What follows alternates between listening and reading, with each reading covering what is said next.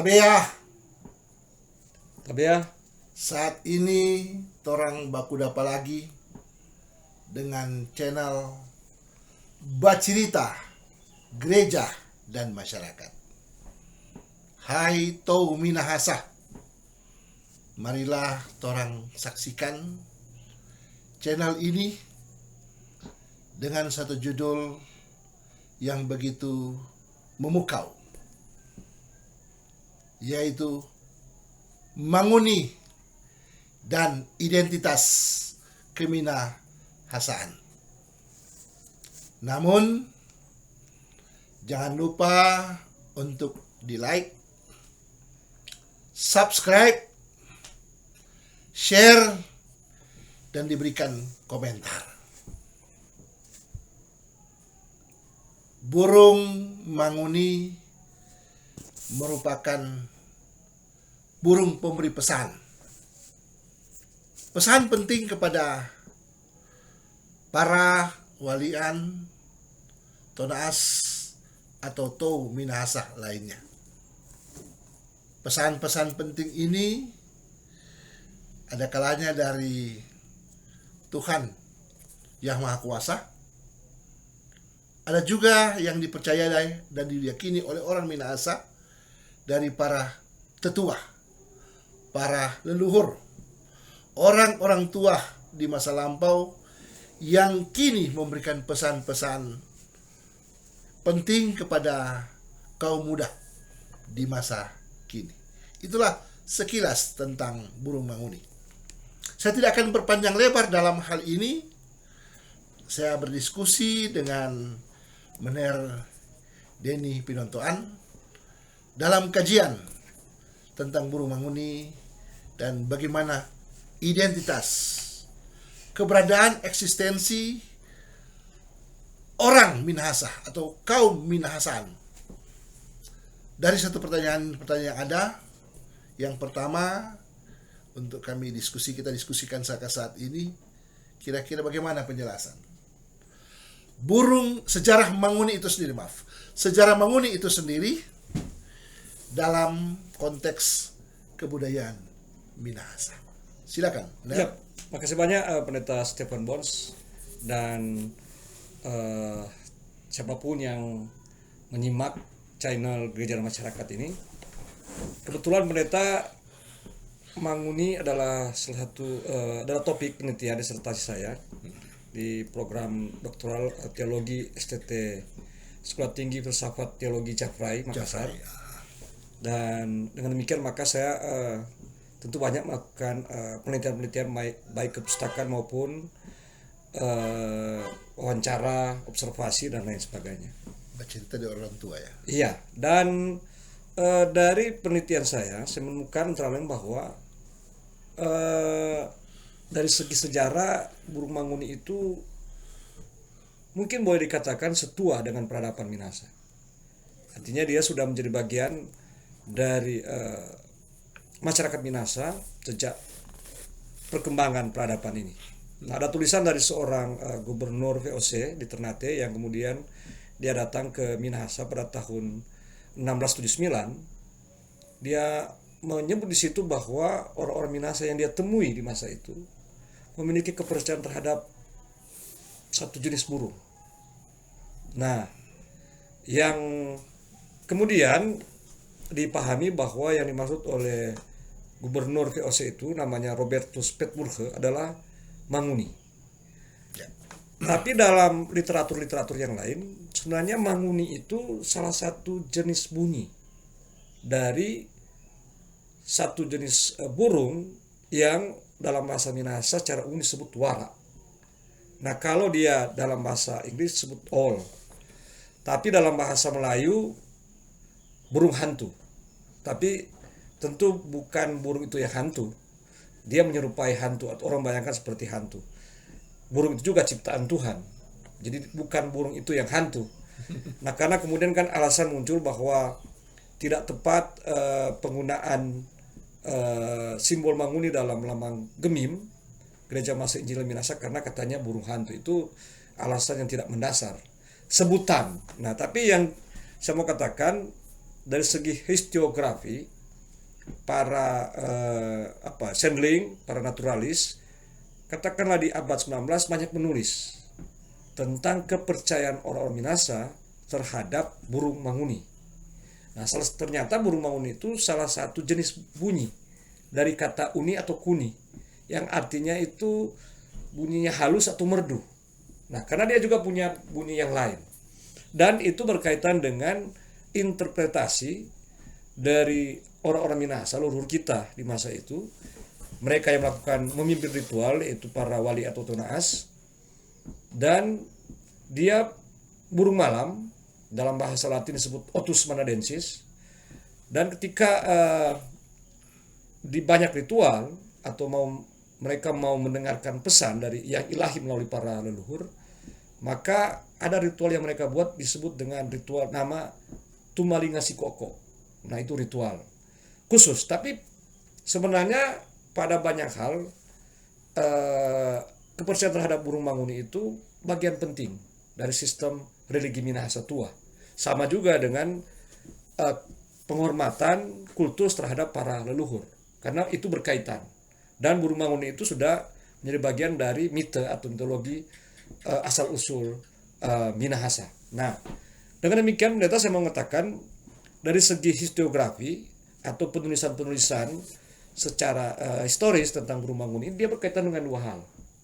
Pertama, burung ini ada secara biologis, dia endemik di Minahasa. Lalu kemudian burung ini dipercaya sebagai penyampai pesan. Dia menyampaikan pesan dua. Pesan yang diartikan baik, restu, lalu pesan keburukan. Artinya bahwa bunyi burung tertentu oleh para wali atau nas yang melaksanakan ritual menafsir itu ada sesuatu yang akan terjadi. Bencana alam, bencana non alam, atau hal-hal yang tidak diinginkan. Jadi bukan si burung itu yang membawa kebaikan atau keburukan, bukan. Yang membawa kebaikan, mendatangkan kebaikan atau kebaikan itu dari yang ilahi. Keburukan itu bisa karena ulah manusia. Dan burung ini menyampaikan pesan bahwa kebaikan harus diusahakan dan keburukan itu harus dihindari atau tidak boleh dilakukan. Kira-kira begitu untuk sementara pendeta mengenai burung manguni dalam sejarah Minahasa. Berbicara sejarah historikal ya, manguni dikaitkan dengan budaya, culture. Culture dalam ini masyarakat Minahasa memahami punya satu identitas tersendiri akan burung manguni. Kira-kira bisa dikembangkan apa yang bisa dibahasakan dalam hal ini. Jadi yang menarik karena menurut para Sandling, kepercayaan terhadap burung manguni itu adalah tahyul, karena dia dilaksanakan bersama-sama dengan ritual-ritual, dan itu kekafiran sehingga ditolak dengan alasan tidak sesuai dengan iman Kristen. Maka di sini terjadi semacam konflik pemahaman keagamaan. Memang orang-orang Minahasa kemudian hingga akhir abad 19, awal abad 20 sudah banyak yang terkonversi menjadi orang Kristen. Dia meninggalkan agama lamanya, dia kemudian memeluk agama Kristen. Tapi kepercayaan tertentu, unsur-unsur kepercayaan tertentu ternyata tidak semuanya hilang, atau dia bermetamorfosis, bertransformasi. Nah, dalam kaitan dengan itu adalah burung manguni. Jadi yang menarik bahwa para Sandling di abad 19, katakanlah termasuk ada satu Sandling yang cukup penting perannya, itu Nicholas Grafland. Dia menulis bahwa kepercayaan terhadap manguni itu adalah suatu kekafiran. Tapi di awal abad 20, nah ini menarik, karena kemudian kita tahu dalam sejarah nasional awal abad 20 itu bangkitnya semangat nasionalisme. Nah, simbol burung manguni kalau di sebelumnya itu kan boleh kita katakan itu kepercayaan yang mitologis mistis, karena dia bagian penting dari religi Minahasa. Mitologis mistis. Tapi kemudian di awal abad 20 itu dikonstruksi menjadi sebuah identitas keminahasaan. Nah, kita lihat jejaknya, yaitu dengan adanya perubahan-perubahan akibat kritik dan lain sebagainya, maka kemudian diterapkan politik etis, dikeluarkannya undang-undang desentralisasi yang memungkinkan munculnya misalnya di Minahasa itu apa yang disebut dengan Minasarat. Minasarat ya. Itu Boleh ada penjelasan ini Minasarat ini apa ini, karena kita perlu tahu juga ya, publis perlu tahu akan hal ini. Minasarat itu berdiri tahun 1916. Itu bagian dari implementasi undang-undang desentralisasi oleh pemerintah kolonial yang itu menjadi wadah dari intelektual-intelektual dan kepala-kepala Minahasa. Keanggotannya mayoritas di Minasarat itulah orang Minahasa. Nah, dia semacam dewan rakyat. Oh. Nah, kalau di Batavia namanya Volkskrant, itu secara DPR, ya? sehindia Belanda, Volkskrant. DPR, ya? Iya, tapi di Minahasa tadi itu yang pertama di daerah-daerah semacam DPR. Nah, kenapa saya menyebutkan itu, karena itulah ruang dari orang-orang Minahasa yang diwakili oleh para kepala, pemimpinnya dan para intelektual untuk melakukan negosiasi dengan pemerintah kolonial dalam hal tanam paksa, kerja rodi, pemungutan pajak dan lain-lain sebagainya. Jadi orang-orang Minahasa melalui pemimpin kepala ini dan intelektual ini menyampaikan menyampaikan pertimbangan-pertimbangannya pemerintah kolonial agar mereka dapat melakukan keadilan dan sebagainya. Nah, tahun 1932 keluar Besluit atau surat keputusan dari Gubernur Jenderal dalam hal logo Minasarat. Logo Minasarat adalah burung manguni. Nah, lalu bersama dengan itu adalah penetapan daerah administrasi Minahasa, atau katakanlah kemudian Kabupaten Minahasa, tapi pusatnya di Manado. Logo dari daerah administrasi Minahasa, nah ada kan banyak sekali daerah administrasi, adalah juga manguni. Dan antara lambang atau logo dari Minasarat dengan lambang daerah administrasi Minahasa itu, meski penggambarannya berbeda, tapi unsur-unsurnya sama. Ada manguni yang dominan dengan sayap terbuka, lalu kemudian dia bertengger di ranting-ranting tawaang. Lalu kemudian di bawahnya itu ada semacam jari-jari tapi tombak, menunjuk pada distrik. Kalau di Geming kemudian menunjuk pada kelas distrik itu dulunya wilayah-wilayah adat Walak. Nah, jadi ini ada hubungan sebenarnya. Nah, ada penulis Belanda tahun 1936 dia menerbitkan tulisannya mungkin dari disertasi. Dia meneliti tentang sistem kepemimpinan di Minahasa, namanya Martin Brouwer. Dia menulis bahwa yang mengusulkan simbol burung manguni pada lambang Minasarat itu adalah seorang kepala Minahasa, anggota Minasarat, namanya Ahade Supit. Dan sejarawan Minahasa Bodowintar Lumeo juga memberikan penguatan bahwa nama yang mengusulkan itu adalah Ahade Supit. Jadi lanjut. Jadi boleh dikatakan kalau yang mengusulkan itu adalah orang Minahasa, maka logo Minasarat dan logo daerah Kabupaten Minahasa benar-benar aspirasi keminahasaan untuk menyatakan suatu sikap tegas terhadap kolonialisme.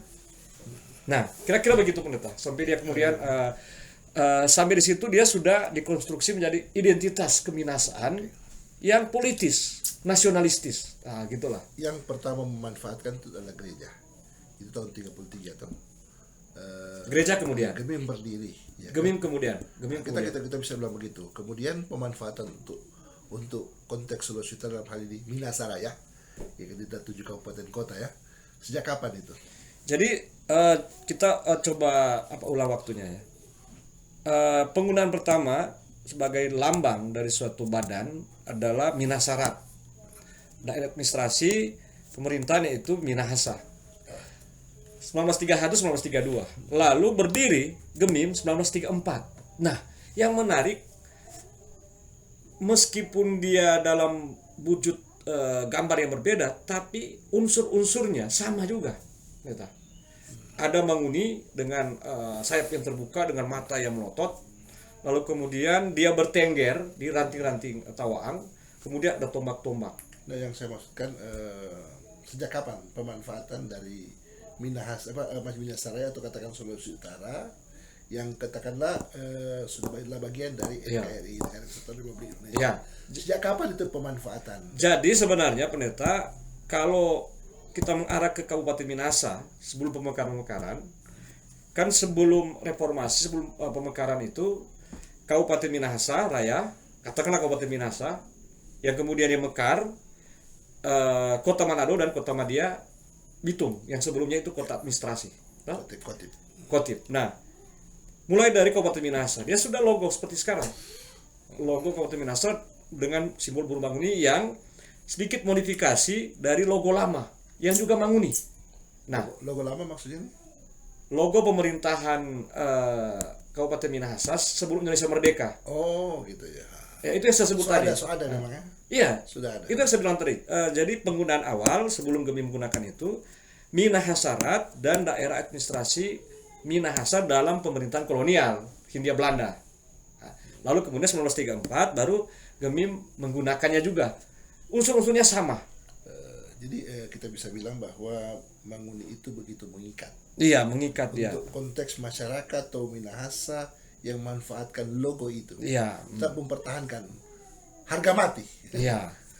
Karena di situ dimaknai bahwa itulah yang menjadi identitas pengikat orang-orang Minahasa yang kemudian dia sudah terpisah-pisah secara kabupaten kota atau administrasi pemerintahan. Jadi saya mau lanjutkan tadi. Jadi logo Kabupaten Minahasa sebelum mekar itu melanjutkan logo yang lama, logo tahun 1931, 1932 itu. Lalu kemudian di era reformasi terbentuk daerah-daerah otonom, Kabupaten Minahasa Selatan, Kota Tomohon, juga menggunakan burung manguni. Ternyata logo Kota Manado juga menggunakan burung manguni. Ya. Nah, logo Kota Bitung menggunakan burung manguni. Logo Minahasa Utara menggunakan burung manguni. Nah, yang kemudian sempat bersoal adalah Kabupaten Minahasa Tenggara. Karena waktu itu bupati di sana mengatakan, di masa itu mengatakan bahwa burung manguni itu burung hantu. Jadi tidak pantas, tidak layak digunakan oleh entah apa, apakah maksudnya orang Minahasa Kristen, tidak semua orang Minahasa Kristen kan. Tapi itu keliru sekali. Perspektif atau latar belakang teologis yang Itu pemahaman yang bagi keliru. kita sangat-sangat sempit membahasakan seperti itu. Iya. Karena itu kan ada sekadar kelompok-kelompok tertentu. Tapi memang kalau bicara Tau Minahasa, tetap juga masyarakat mitra itu sendiri Iya, yang Minahasa. bagian dari Minahasa, Tau Minahasa tetap punya identitas. Entitas bahwa Manguni itu adalah lambang, atau Iya. katakanlah simbol-simbol yang kita manfaatkan. Jadi kan waktu itu katanya harus diganti dengan burung merpati. Padahal sama juga kan, burung manguni adalah ciptaan Tuhan, burung merpati adalah ciptaan Tuhan. Adalah ciptaan Tapi kenapa kabupaten kota di tanah Minahasa ini harus menggunakan logo manguni? Karena dia dekat dengan orang Minahasa dan sebagai simbol. Spirit ya. Iya, sebagai simbol. Tentu burung merpati ya pada tempatnya, pada ruangnya. Di mana Yesus. Nah, Ya, toh. selain kabupaten kota, pendeta, kemudian berdiri ormas-ormas, Brigade Manguni, Milisi Warane, dan macam-macam, yang semuanya harus ada unsur, Militannya ya. harus ada unsur burung manguni. Wah, ini luar biasa. Idealisme, militansi sebagai Tau Iya, Putra Minahasa. iya, Putra Putri Minahasa. Lanjut boleh? iya. Pertanyaan selanjutnya, apa arti makna Manguni secara religi, kultural, culture? Silakan. Ya. Jadi kalau kita mau kembali ke bagaimana para leluhur Minahasa memahami atau maknai burung manguni itu dalam sistem religinya, maka paling tidak kita memperoleh satu hal yang penting ini, bahwa mereka percaya kepada yang ilahi, dan yang ilahi itu menyampaikan pesan-pesan kebaikan, tapi juga memperingatkan agar menghindar dari keburukan-keburukan melalui makhluk ciptaan ilahi juga itu, yaitu burung manguni. Nah, artinya apa kalau kita kemudian kembangkan bahwa sudah sejak masa leluhur itu orang-orang Minahasa itu punya pemikiran tentang bahwa yang disebut Tau yang lahir, hidup dan berkembang itu, dia memiliki panggilan untuk mengusahakan kebaikan. Itu. panggilan diri ya. Iya, karena dia selalu merasa bahwa dia memperoleh pesan. Itu maknanya kan. Jadi bukan cuma pakai apa katakanlah ini soal bahasa. Iya. Ya kan, tapi ada makna di baliknya. Bahasa yang dimanfaatkan. Bersama dengan itu adalah bahwa ada kesadaran dalam pemikiran keagamaan dan sosial orang Minahasa. Itu salah satu unsur penting budaya kita adalah bahwa hendaknya agar hidup selalu baik, damai, sejahtera, terpelihara kerukunan, kebersamaan, maka berusaha untuk mengantisipasi gejala-gejala yang dapat menyebabkan keburukan dalam kehidupan bersama. Jadi selalu ada kesadaran bahwa bagaimana kehidupan itu harus dipelihara. Nah, dengan demikian maka mereka selalu berusaha untuk mengikat hubungan secara mitologis, mistis dengan yang membawa pesan itu, yaitu burung manguni. Secara spiritual, secara emosional. Iya. Jadi saya ini, torang ini, kita ini adalah Toh Minahasa. Iya. Yang militan dengan kedaerahan kita. Iya. Selain juga dengan daerah yang lain, tentu punya entitas, punya ciri khas tersendiri dengan budaya masyarakat yang mereka manfaatkan. Contoh misalnya Toraja, Iya, iya. Kemudian Batak, kemudian misalnya Talaut, ya kan, Sangir juga. Pokoknya jadi di antara kita juga ada kepelbagaian yang harus bagaimana kita tidak melepaskan simbol-simbol budaya itu sendiri. Ini masalah simbol, kita menyangkut simbol untuk kita transfer dengan landasan berpikir kita menyangkut keimanan kita sesuai dengan latar belakang keagamaan, tentang latar belakang apa namanya denominasi dalam kita bergereja misalnya atau bermasyarakat. Jadi kita perlu tampil dalam kapasitas kita, bukan orang lain atau pandangan dari Amerika misalnya atau dari Eropa yang masuk dengan itu yang kita pakai. Itu identitas yang tentu dia memiliki makna-makna, nilai-nilai religi kultural. Ini penegasan religi kultural itu yang terus mesti bagaimana kita melihat dalam kajian teologis, dalam kajian sosial budaya, dalam kajian bagaimana kita melihat dalam kacamata kecerdasan kita, kecerdasan intelektual, emosional dan sosial untuk kita sikapi bersama. Silakan. Iya, sangat teologis sekali pendeta. Ketika para pendiri Gemim yang disebut para pendiri Gemim itu tentu bukan hanya orang Minahasa, orang-orang Belanda juga waktu itu, pendeta-pendeta Ensker misalnya De Vrede, kalau orang Minahasa itu Aseturenas, orang Minahasa Tulen memang. Karena ya itu ada dalam tidak disebutkan tentang alasan penggunaan burung manguni, tapi tersirat dalam pidato Pendeta Wenas ketika perayaan Gemim berdiri di Gereja Sion tanggal 30 September 1934 itu dia menyebut tentang Masehi Minahasa. Masehi Minahasa. Jadi orang Kristen. Boleh ada mungkin ada hal yang penting yang bisa disampaikan menyangkut Masehi Minahasa. Iya. Jadi itu suatu pemahaman yang sangat penting sekali untuk kita pahami hari ini dalam kita memahami Kristenan di sini adalah sejak awal itu sudah ada kesadaran teologi kontekstual konstruktif dari Pendeta Asir Wenas bagaimana menghadirkan kekristenan itu yang berakar, bertumbuh dari kebudayaan. Dari studi yaitu di teologi pasti ada pandangan teologi in loco, teologi setempat. Ini yang kita perlu sikapi terus kan, karena budaya itu kita tidak bisa melepaskan dari budaya, dari satu konsep berpikir, tapi bagaimana kita transfer dengan pola pikir modernisasi, modernisasi sekarang ini. Mungkin selanjutnya, yang ketiga, ini soal banyak ya, tapi sekarang yang ketiga, bagaimana perkembangan Manguni dalam identitas kebudayaan keminahasaan.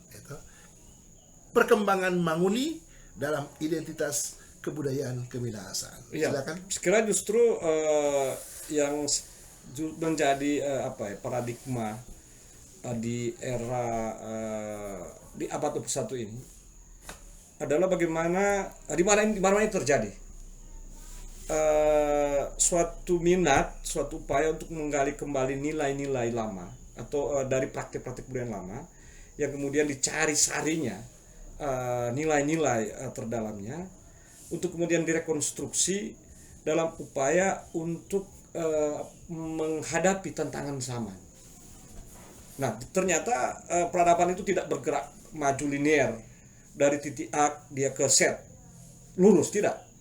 Bahwa peradaban manusia itu dia siksak, meskipun secara fisik material dia kadang kita lihat berkembang secara bertahap menuju ke apa yang dibayangkan sebagai yang paling mutakhir canggih, tapi nilai-nilai itu atau cara untuk memaknai perkembangan zaman itu justru orang kembali kepada nilai-nilai luhur.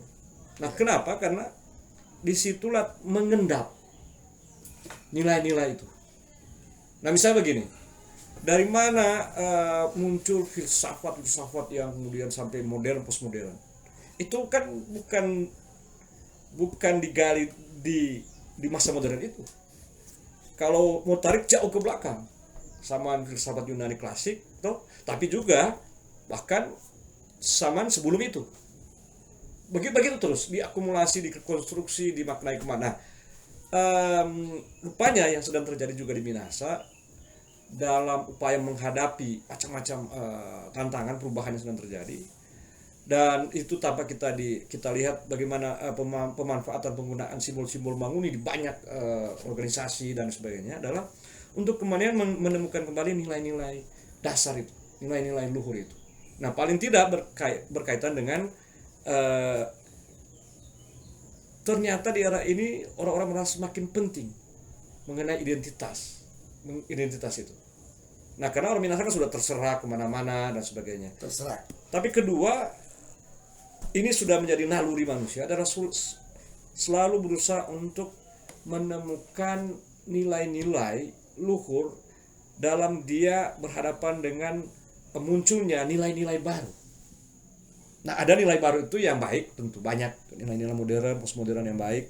Tapi ada juga nilai-nilai yang kemudian dia berbentuk ideologi yang dirasa mengancam kehidupan bersama.